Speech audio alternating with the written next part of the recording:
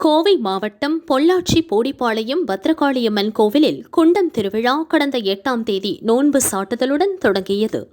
மீன்குளத்தி பகவதி அம்மன் கோவில், அவிநாசி கொடுமுடி திரௌபதி அம்மன் தர்மராஜா கோவில்களில் இருந்து தீர்த்தம் கொண்டுவரப்பட்டது. கொலு வைத்து கொடிமரம் கட்டி சிறப்பு பூஜைகள் நடைபெற்றது.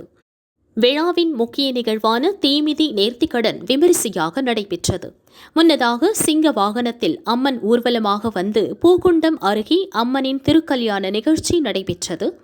100க்கும் மேற்பட்ட பக்தர்கள் குண்டமிறங்கி நேர்த்திக்கடன் செலுத்தினர். திரளான பக்தர்கள் கலந்து கொண்டு தரிசனம் செய்தனர்.